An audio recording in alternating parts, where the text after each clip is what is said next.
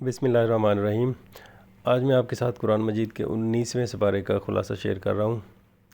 اللہ تعالیٰ سے دعا ہے کہ اللہ تعالیٰ مجھے اور آپ کو قرآن مجید پڑھنے، سمجھنے اور اس پر عمل کرنے کی توفیق عطا فرمائے۔ اس سپارے میں 9 مکمل صورتیں ہیں۔ اس سپارے کا آغاز سورہ مجادلہ سے ہوتا ہے۔ سورت کی ابتدا عرب معاشرے کی ایک جاہلانہ رسم اور اس کے کفارہ کے ذکر سے ہوتی ہے۔ ایک خاتون کے شوہر سے اس کا ارتکاب ہو گیا تھا، چنانچہ وہ نبی کریم سے بحث کر رہی تھی کہ مجھے اس کا حل بتائیں، میں اپنے شوہر کو نہیں چھوڑ سکتی۔ اس وقت تک اس بارے میں کوئی واضح حکم نازل نہیں ہوا تھا۔ ان کی بار بار کی التجا کے جواب میں یہ صورت نازل ہوئی۔ فرمایا کہ اللہ نے اس عورت کی بات سن لی جو آپ سے جھگڑا کر رہی تھی۔ یہ بھی واضح کیا گیا کہ حدود کو نافذ کرنا ایمان کا تقاضا ہے۔ جو لوگ اللہ اور رسول کی مخالفت کرتے ہیں وہ پچھلی قوموں کی طرح ذلیل و خوار ہوں گے اور رسوا کن عذاب ان کا منتظر ہے۔ فرمایا اللہ کے پاس ہر وہ کام محفوظ ہے جو لوگ کر کے بھول گئے ہیں۔ روز قیامت یہ سب اعمال لوگوں کے سامنے رکھے جائیں گے۔ اللہ کا علم ہر چیز پر محیط ہے، حتیٰ کہ اگر 2 لوگ سرگوشی کر رہے ہوں تو ان کا تیسرا اللہ ہوتا ہے۔ کوئی بھی سرگوشی کی جا رہی ہو وہ اسے جان لیتا ہے۔ قیامت کے روز یہ بھی بتائی جائیں گی۔ یہود اور منافقین مسلمانوں کو تنگ کرنے کے لیے آپس میں سرگوشیاں کرتے تھے اور نبی کریم کی مجلس میں سلام بھی بگاڑ کر برے طریقے سے کرتے تھے۔ اس کی مذمت کی گئی۔ پھر اسی مناسبت سے مسلمانوں کو گناہ، نافرمانی اور رسول صلی اللہ علیہ وسلم کی نافرمانی کی سازشیں کرنے کے لیے سرگوشیاں کرنے سے منع کیا گیا۔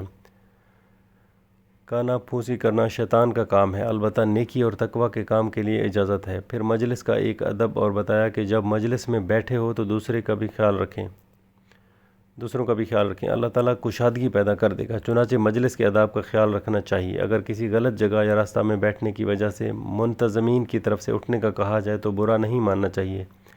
مزید تنبیہ کے لیے یہ بھی فرما دیا گیا کہ درجات کا معیار ایمان اور علم ہے، یعنی کسی جگہ بیٹھنا یا بڑی کرسی ملنا بلند درجہ کی علامت نہیں۔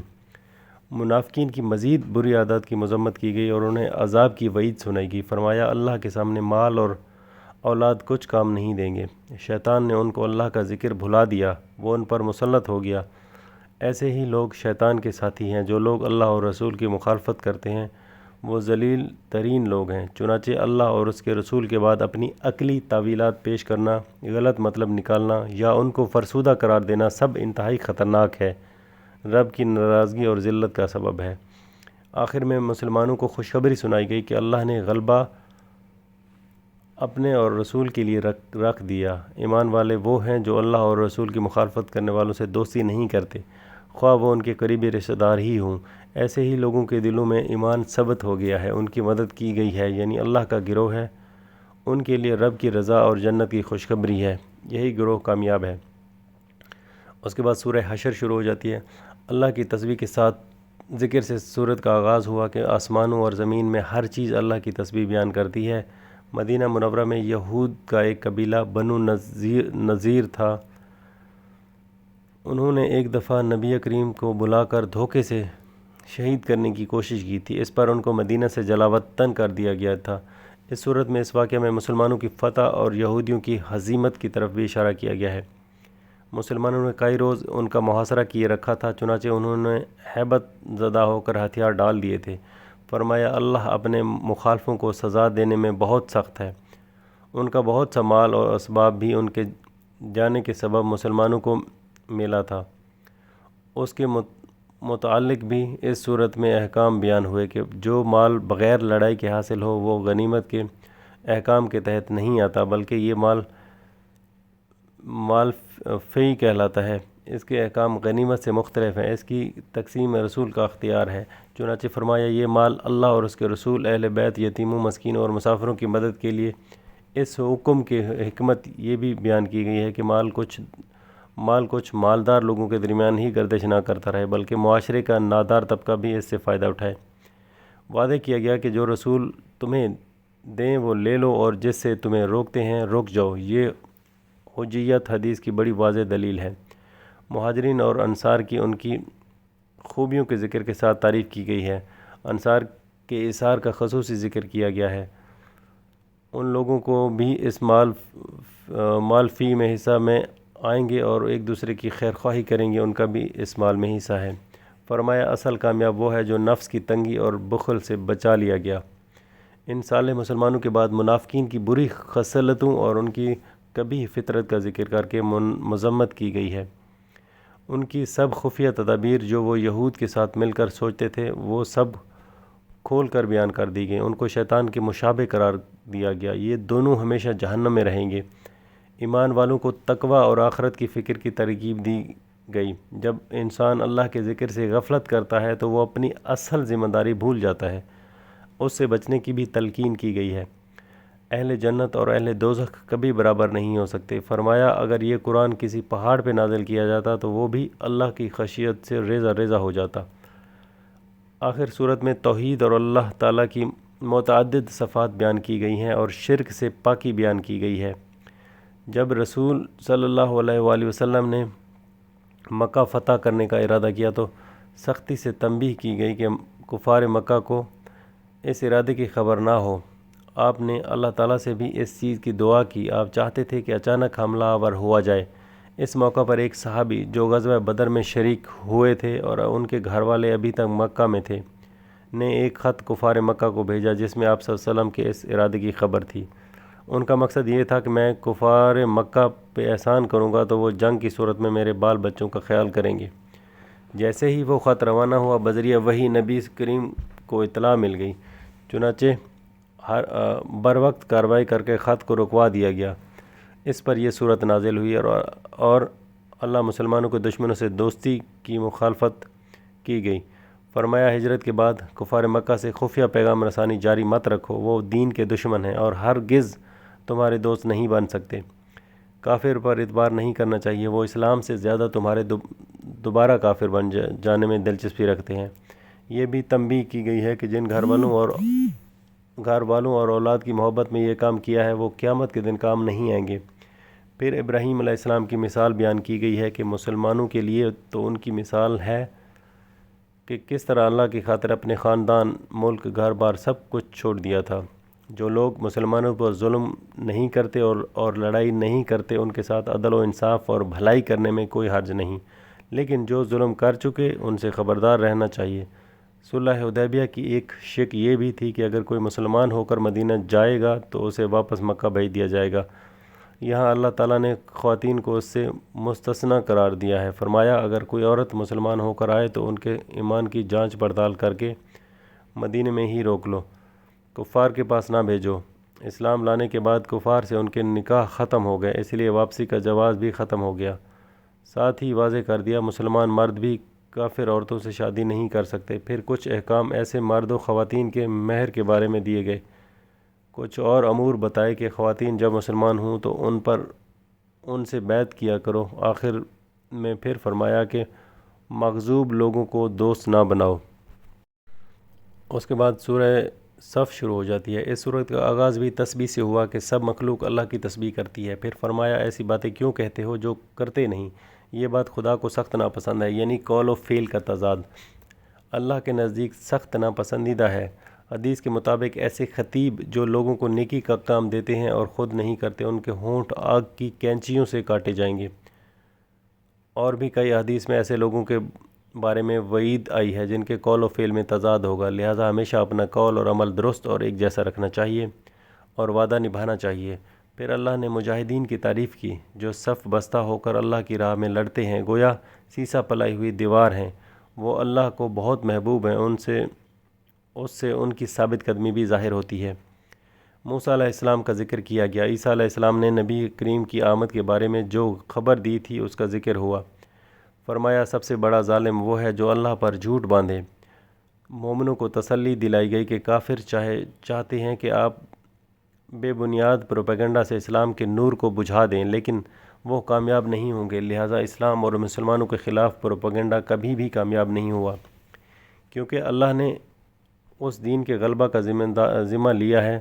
فرمایا یہ نبی ہدایت اور دین حق کے ساتھ آئے ہیں تاکہ یہ دین سب ادیان پر غالب آ جائے۔ آگ سے نجات دینے والی تجارت بتائی کہ ایمان اور جان اور مال سے جہاد کا راستہ اپناؤ، گناہ معاف کر دیے جائیں گے اور جنت میں داخل کر دیا جائے گا۔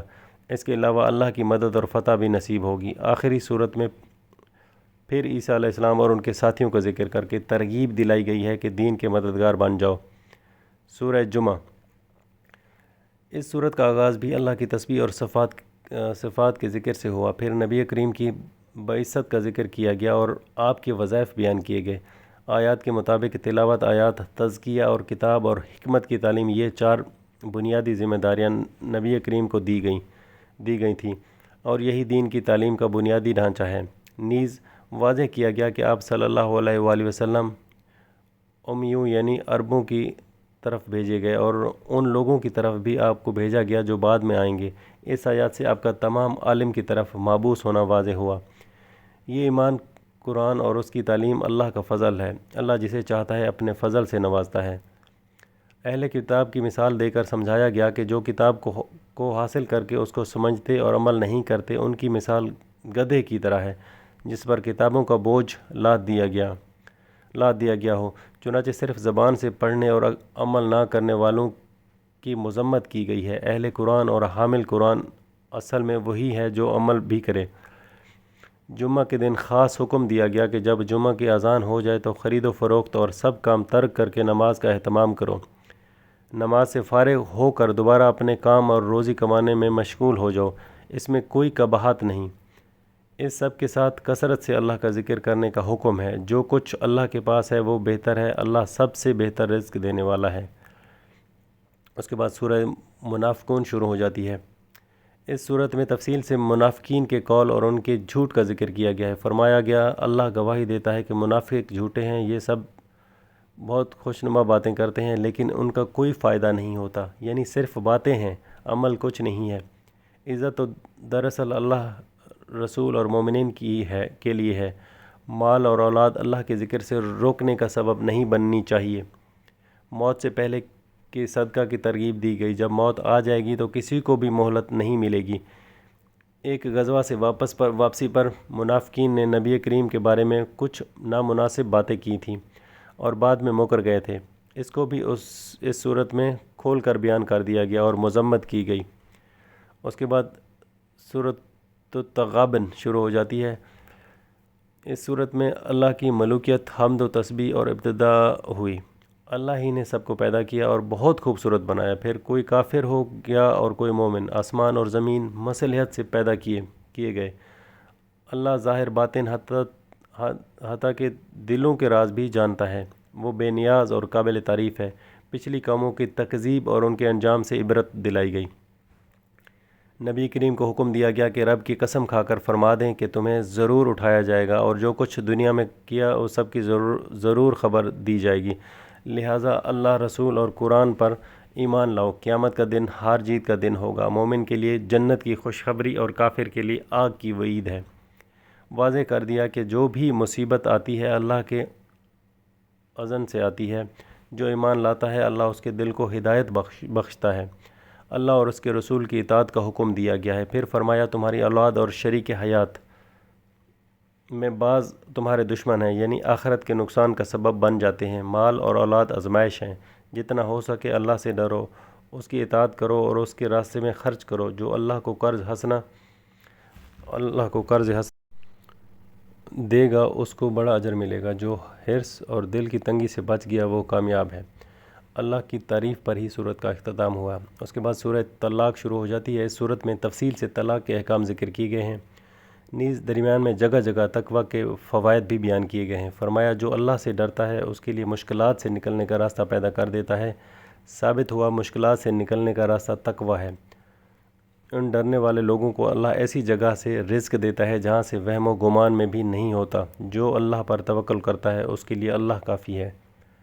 اللہ اپنا کام پورا کر کے رہتا ہے۔ بلا شبہ اس نے ہر چیز کا ایک انداز مقرر کر رکھا ہے، لہٰذا سمجھ لینا چاہیے کہ ہر چیز کا ایک وقت مقرر ہے۔ تقویٰ کا ایک اور فائدہ یہ بیان کیا گیا کہ اللہ سے ڈرنے والے کے کام میں آسانی پیدا کر دی جاتی ہے اور اس کی پریشانی دور کر کے اجر عظیم دیا جاتا ہے۔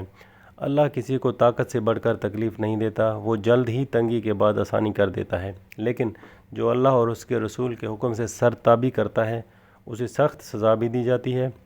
سرتابی میں حکم نہ ماننا اور معلوم ہونے کے باوجود اس سے کنارہ کشی کرنا سب شامل ہے۔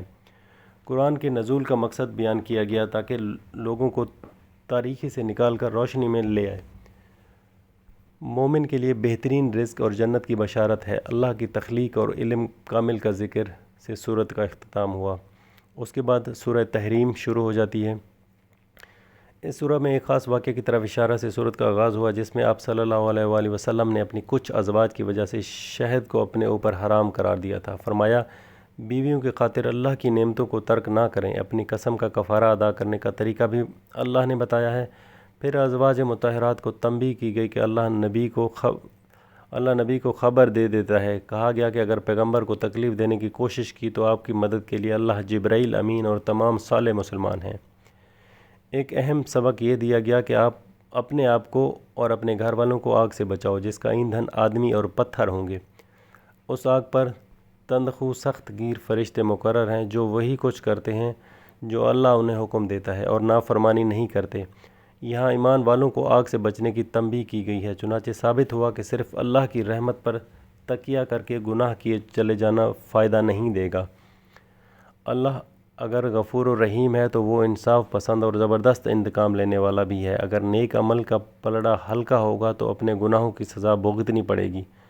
اس دن کافروں کے سب بہانے رد کر دیے جائیں گے، اعمال کے مطابق بدلہ ہوگا۔ ایمان والوں کو خالص توبہ کا حکم ہوا۔ سچی توبہ کا یہ فائدہ بتایا گیا کہ قیامت کے روز نبی اور ان کے ساتھی مسلمان رسوا نہیں ہوں گے۔ ان کا نور پل صراط پر ان کے آگے اور دائیں جانب دوڑ رہا ہوگا۔ سچی توبہ کی 4 شرائط بتائی گئی ہیں، جو کہ یہ ہیں: زبان سے توبہ کرنا، گناہ پر ندامت اور اس سے کنارہ کشی اختیار کرنا، دوبارہ نہ کرنے کا عزم کرنا، اور اگر کسی بندے کا حق مارا ہے تو اس کو واپس کرنا۔ صرف زبان سے توبہ کرنے کا کوئی فائدہ نہیں جب تک اس کے ساتھ ندامت اور آئندہ نہ کرنے کا عزم نہ ہو۔ کفار اور منافقین سے جہاد کا حکم ہوا۔ فرمایا، ان کی پناہ گاہ جہنم ہے۔ آخر میں 2 نافرمان عورتوں، لوط علیہ السلام اور نوح علیہ السلام کی بیویوں، اور 2 مومن عورتوں، فرعون کی بیوی اور مریم علیہ السلام کی مثال دی گئی۔ ثابت ہوا کہ پیغمبر کی بیوی بھی اگر ایمان نہ لائے تو نجات نہیں پا سکتی، اور شوہر کے برے عمل کا وبال نیک بیوی کے لیے نقصان دہ نہیں ہوتا۔ اگر فرعون جیسے آدمی کے ساتھ رہ کر ایمان لایا جا سکتا ہے اور اللہ کی رضا حاصل کی جا سکتی ہے تو پھر باقی عورتوں کے لیے کیا گنجائش رہ جاتی ہے؟